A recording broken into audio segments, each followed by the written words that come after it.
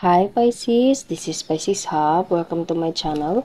So for today's video, gagamitin natin itong Angel Answers Oracle cards para malaman natin kung ano yung magiging advice, mensahe ng angel mo sa araw na ito. Okay? And pwedeng you can think of a question, Pisces, habang sinashuffle natin itong cards na to. And pwede, posibleng masagot ito ng angel mo ngayon. Okay? So pwedeng you can think of a question or just watch this video and alamin ko na yung magiging advice, mensahe ng angel mo sa araw na ito.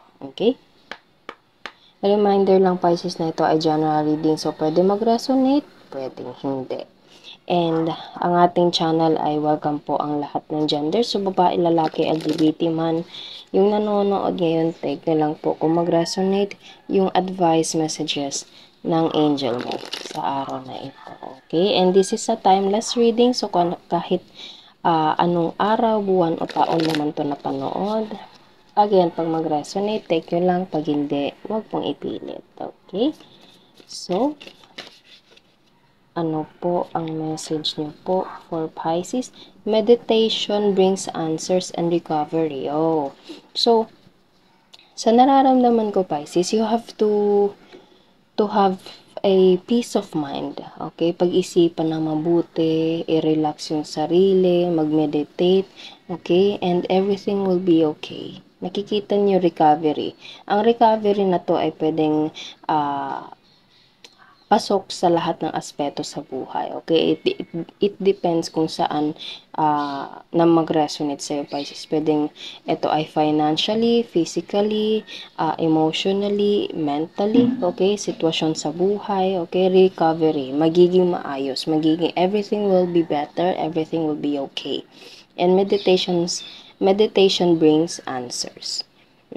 So, you have to listen to yourself, you have to listen to your intuition, you have to have a peace of mind. As I said kanina, mag-relax. Ramdamin mo kung ano yung totoong gusto mo, okay, Pisces, or yung mga bagay na kumbaga makakatulong for you to recover something.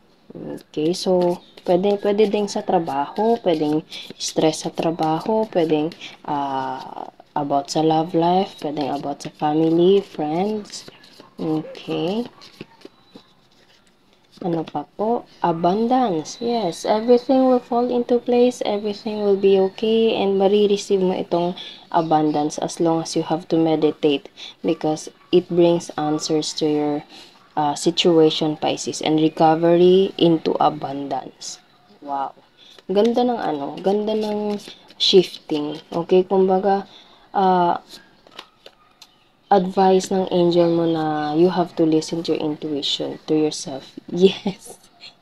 Yes. Wow. It's a yes, Pisces. Sobrang punong-puno talaga ng positivity. Okay? Sobrang ganda ng cards na lumalabas ngayon. Sobrang, kumbaga, nakakadagdag siya ng hope, nakakadagdag siya ng motivation to do better in life. Okay?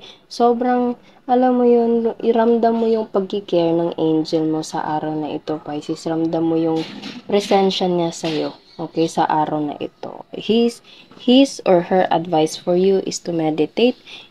Meditation brings answers to your situation in life. Recovery, you will recover for all those things. And abundance.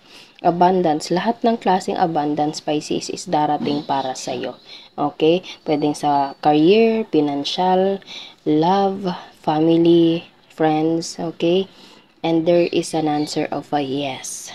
Okay. And yun lang, Pisces, ang ating reading. Naway nagustuhan nyo. Huwag nyo po sanang kalimutan na mag-like at mag-subscribe po sa ating channel. And click the bell button, Pisces, para ma-notify po kayo sa next videos na i-upload natin. Okay? Thank you, Pisces, and God bless.